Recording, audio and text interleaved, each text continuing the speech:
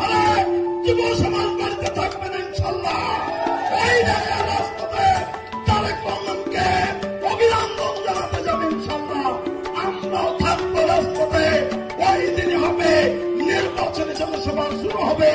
ওই নির্বাচনী জনসভার কাফেলায় আপনাদের এখানে আসবো।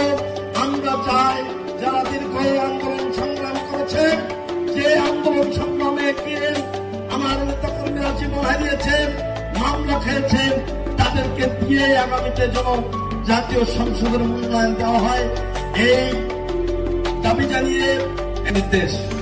আমরা যারা ফেসবুক